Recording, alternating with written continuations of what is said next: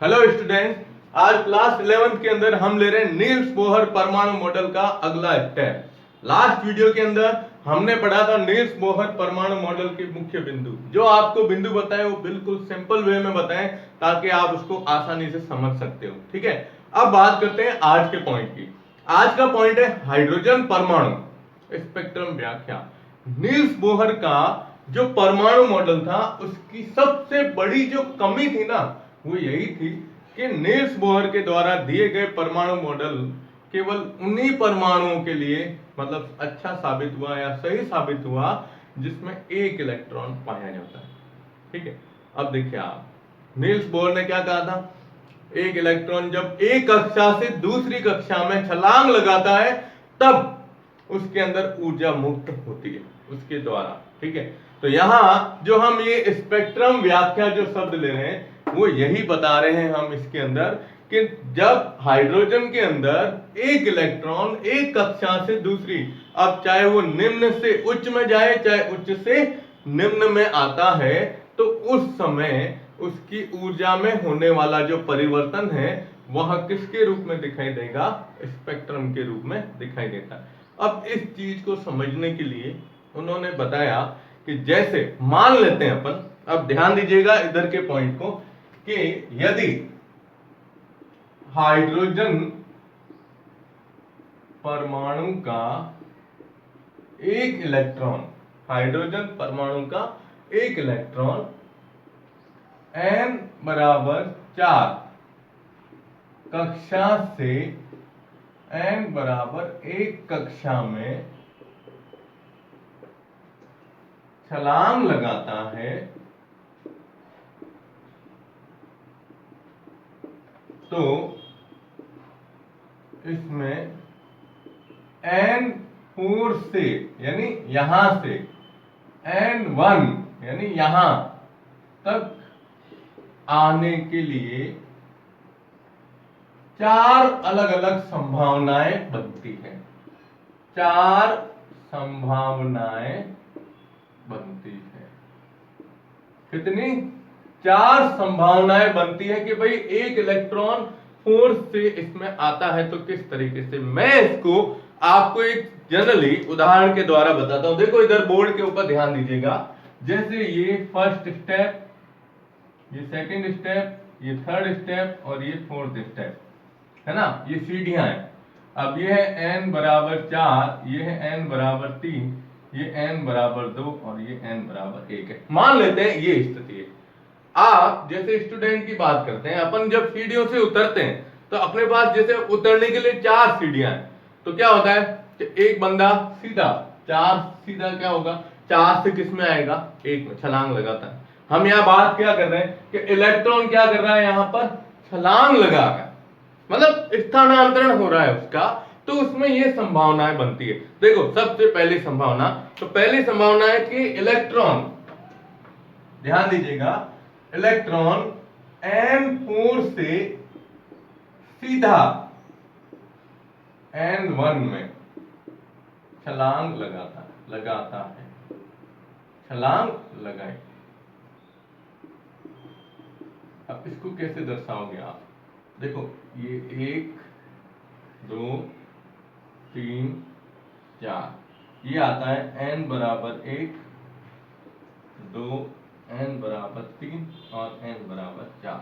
तो पहली संभावना ये हुई उन शैतान बच्चों के लिए जो सीधी छलांग लगाते हैं, शॉर्टकट, कि 4 से सीधा मैं कहा हूं पहली में, यानी 4 स्टेप है, 4 स्टेप से सीधा कूद जाते हैं, फ्लोर पे आ जाते हैं। ठीक है, तो यहां इलेक्ट्रॉन के लिए भी यही पहली संभावना बनती है दोस्तों कि ये इलेक्ट्रॉन कहां आए, 4 से सीधा किसमें आए, n1 के अंदर आए। ये फर्स्ट इसकी ये संभावना बनी है ना। अब दूसरा आता है कि इलेक्ट्रॉन n4 से पहले आए 2 में। देखो पहली स्थिति क्या बनी, देखो इधर ध्यान देना, यहां से सीधा क्या करे, इसके अंदर आ जाए। ठीक है, अब सेकंड संभावना क्या बनती है, देखिए आप, बी कह रहा है कि इलेक्ट्रॉन n बराबर 4 से पहले n बराबर 2 में आए फिर 2 से 1 में। ये भी तो हो सकता है। क्या हो, देखो अब ये जो होता है ना, ये सीधा क्या होता है, उनके चोट लगने की संभावना ज्यादा होती है। जैसे आप सीधा इधर से कूदे, अब एक ये कूदता है कि नहीं मैं पहले यहां से किस में आऊं, 2 में, और फिर 2 से किस में जाऊं, 1 में, 5 स्लिप हो सकता है ना। ऐसे अपन को करना नहीं है। तो सेकंड में क्या कहता है, देखो दोस्तों, 1 2 3 4, n बराबर 1, n बराबर 2, n बराबर 3, n बराबर 4। अब भाई एक बोलता है कि मैं पहले n4 से किस में जाऊं, n2 में जाऊं, ठीक है, और फिर n2 से आगे किस में जाएगा, n1 में। ये भी तो संभावना बन सकती है। पहले डायरेक्ट आया, फिर 2 में आया, 2 से 1। अब आपको मैं पूछूंगा तो आप कहोगे नहीं सर पहले n4 से 3 में जाए, फिर 3 से सीधा, ये भी तो हो सकता है ना। तो चलिए थर्ड स्टेप बताते हैं अपन, सी पॉइंट। सी कहता है कि इलेक्ट्रॉन n बराबर 4 से पहले किस में जाएगा, n बराबर 3 में, और उसके बाद में कहा जाएगा, n बराबर 3 से सीधा n बराबर 1 में। ये भी तो संभावना बनती है कि साहब पहले 4 से कहा गया, 3 में, फिर 3 से सीधा, ये सीढ़ियां भी चढ़ सकता है, मतलब सॉरी उतर सकता है। अब ये यहां से आता है तो साहब n बराबर 4, n बराबर 3, n बराबर 2 और n बराबर 1, ये अपने पास ये स्थिति थी। क्या बोल रहा है, पहले मैं 3 में जाऊंगा, फिर 3 से सीधा कहां जाऊंगा, नीचे उतरूंगा। तो 3 से नीचे उतरने का मतलब ये हुआ कि पहले n यहां तक और फिर सीधा इसके अंदर जाएगा। ये स्थिति बन सकती है। और एक बेचारा शरीफ, जो सबसे शरीफ है, वो क्या करेगा, पहले जाएगा 4 से 3 में उतरेगा, फिर 3 से 2 में उतरेगा, फिर 2 से 1 में भी जाएगा। यहां से यूं आने का मतलब ये, मतलब दुर्घटना संभावना कम रहती है इसके अंदर। तो जब हम ये बताते हैं, अब अपन को इसकी जरूरत नहीं है। अब अपन क्या लेंगे इसमें सीधा, कि जो चौथा पॉइंट अपन ले रहे हैं, देखो इसको ध्यान दीजिएगा।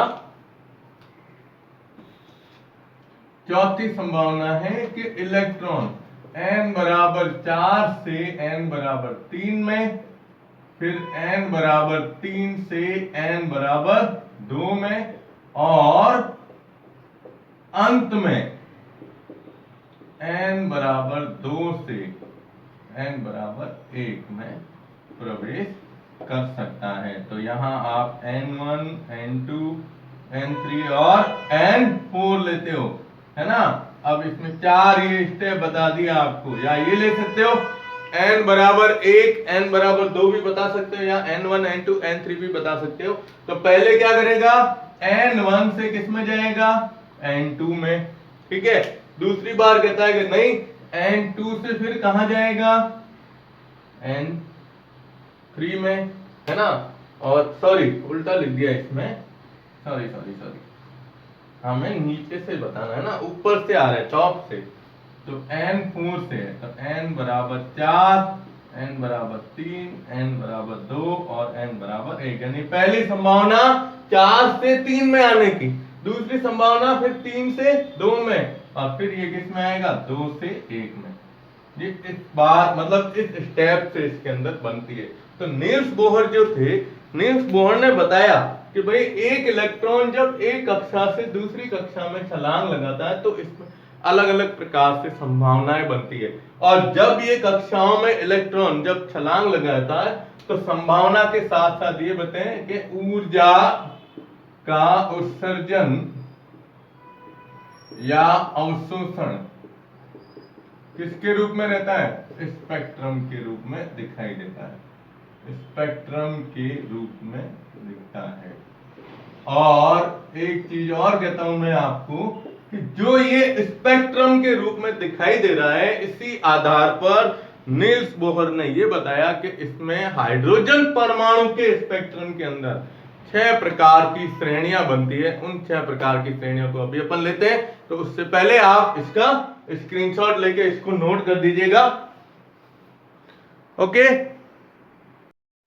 तो देखो आप, जो अभी नील्स बोहर ने बताया कि इसमें 6 प्रकार की श्रेणियां बनती है, तो अब अपन उसको सारणीबद्ध करते हैं। इन श्रेणियों को आप ध्यान रखिएगा, बिल्कुल क्रम से हमें बताना है। तो क्या कहेंगे हम इसके अंदर कि स्पेक्ट्रम में कुल 6 प्रकार की क्या बनती है, श्रेणियां बनती है। अब इन 6 प्रकार की श्रेणियों को अपन क्या करते हैं, एक सारणीबद्ध तरीके से लिखते हैं। ठीक है, तो सबसे पहले आप क्या लिखोगे साहब, क्रमशः संख्या। पहले अपन पूरी क्रमशः संख्या बताएंगे, उसके बाद बताएंगे श्रेणी का नाम क्या है। सबसे मेन चीज तो श्रेणी का नाम ही आता है ना। उसके बाद बताओगे इनका प्रतीक, श्रेणियों को, या ये कह सकते हो आप इसको प्रतीक के रूप में भी लिख सकते हैं, या ये कह सकते हैं कि कौन सी श्रेणी किस कक्षा के लिए यूज में ली जाती है। जो कक्षाएं होती है उनके लिए। ठीक है, फिर स्वयं की कक्षा, जिसको अपन बोलते हैं N1 के रूप में। किसके रूप में, N1 से अपन कहते हैं ना N1 से N2 में जाना वगैरह, तो उसके अकॉर्डिंग अपन ले रहे हैं कि N1 कक्षा होगी और फिर आएगी बाह्य कक्षा। बाह्य कक्षा का मतलब ये होगा कि हम ये कहेंगे, देखो आप इसको n बराबर 2 या N2 से लिख सकते हो आप।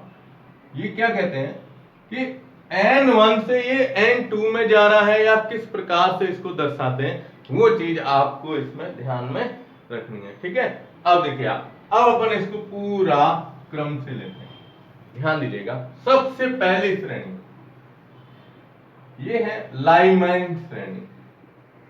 लाइमन या लाइमैन श्रेणी कहलाती है। जो हम शुरुआत करते हैं परमाणु के नाभिक के पास में, पहली कक्षा जो होती है ना, वो कौन सी होती है, K L M N O P. इस तरीके से जितने जैसे जैसे इलेक्ट्रॉन बढ़ते हैं उस हिसाब से कक्षाएं क्या होती जाती है, बढ़ती जाती है। तो यहां इसको लाइमैन श्रेणी को अपन किसके द्वारा दर्शाएंगे, के द्वारा। किसके द्वारा, के द्वारा। अब आ रहा है स्वयं की कक्षा, यानी N1 जिसे अपन कहते हैं। तो ये आप लिख सकते हो n बराबर 1, यानी पहली कक्षा के लिए। अब बात आती है सबसे बड़ी बाह्य कक्षा। बाह्य कक्षा का मतलब ये है कि N1 से इलेक्ट्रॉन कहां जा सकता है। जैसे इससे पहले अपन ने जो सारणी बनाई थी उसमें कहा था N4 से N1 में आ रहा है, मतलब हम वहां उल्टे चल रहे थे। अब यहाँ अपन क्या कर रहे हैं, सीधे ऊपर की तरफ चढ़ते हैं। ठीक है, तो यहां जब आप N2 का मान लोगे तो ये बताएगा, देखो आप N बराबर, अब पहली से किस में जा सकता है, दूसरी, तीसरी, चौथी, पांचवी, या ऐसे करके अनंत तक जा सकते हैं। जितने इलेक्ट्रॉन हुए वैसे संख्या क्या होती जाती है, बढ़ती जाती है। ठीक है, पहली श्रेणी ये होगी लाइमैन। लाइमैन के बाद सबसे मोस्ट इंपॉर्टेंट श्रेणी जो आती है वो है बामर। ठीक है, फिर तीसरी पाश्चन, चौथी ब्रैकेट, पांचवी, वैसे क्या है ना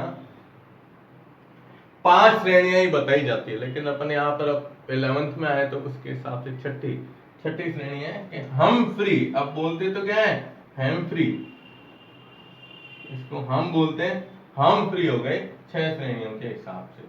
ठीक है, अब आप इसको सारणी को कैसे भर सकते हो, तो देखो ये के है तो ये किसके आएगी, एल आएगी, तो यहां लिखेंगे एल।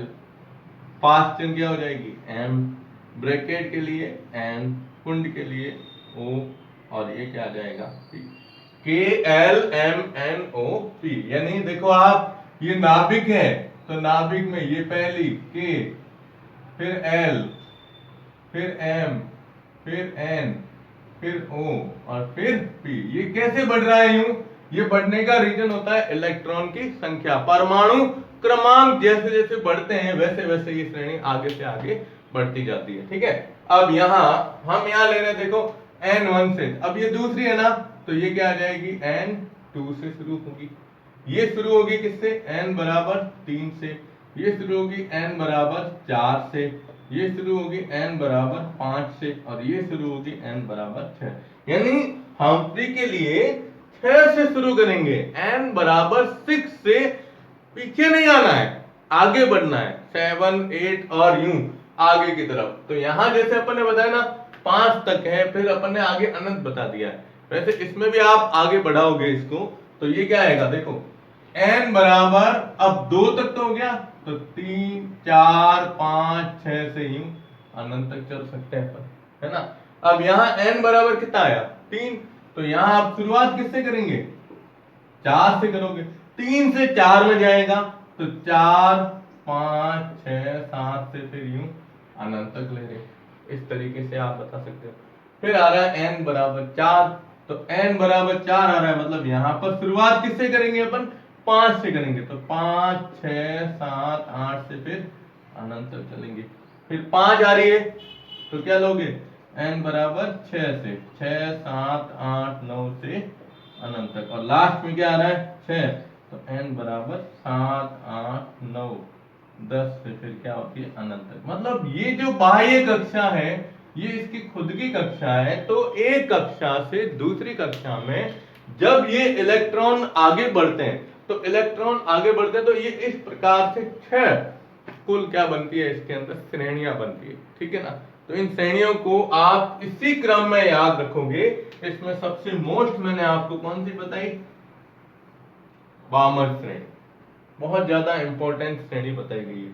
आपको मेन चीज ये ध्यान रखनी है कि यहां जो आप इसकी खुद की जो कक्षा ले रहे हो, फिर यहां से शुरुआत आप इसके आगे वाले से करेंगे, क्योंकि हमने बताया है कि इलेक्ट्रॉन अपनी कक्षा से बाह्य कक्षा में जब जाता है, ठीक है ना, तब उसमें किस प्रकार से स्पेक्ट्रम, तो जो ये आप श्रेणियां देख रहे हो ये स्पेक्ट्रम के रूप में दिखाई देती है। दोस्तों स्पेक्ट्रम क्या है, स्पेक्ट्रम आपने 10th क्लास के अंदर प्रकाश वाला पाठ पढ़ा है, आपको याद होगा, जिसमें आपने देखा होगा कि एक श्वेत प्रकाश, सफेद सामान्य जो प्रकाश होता है, उसको जब आप एक प्रिज्म में से गुजारते हो तो 7 रंग के अंदर हमें स्पेक्ट्रम के रूप में दिखाई देता है, जैसे क्या बोलते हैं अपन, रेनबो बोलते हैं, है ना। तो यहाँ यही चीज ध्यान रखनी है कि इलेक्ट्रॉन जब जा रहा है तो इलेक्ट्रॉन से जो ऊर्जा का उत्सर्जन हो रहा है ना, वो किसके रूप में होता है, स्पेक्ट्रम के रूप में दिखाई देता है, ठीक है। तो आप इसको नोट कर दो, इसका स्क्रीनशॉट लेके नोट कर दीजिएगा, ओके। तो आज हमने नील्स बोहर के अंदर, अभी ये शुरुआत है स्पेक्ट्रम की व्याख्या, क्योंकि नील्स बोहर का परमाणु मॉडल क्या था, क्वांटम अभियांत्रिकी परमाणु मॉडल है। तो अभी तो अपन ने केवल सारणी बनाई है, नेक्स्ट वीडियो के अंदर इस सारणी में इलेक्ट्रॉन किस प्रकार से स्थानांतरित होते हैं वो पूरा एक अपन रेखा चित्र लेंगे और फिर आगे की बात करते हैं, ठीक है। धन्यवाद।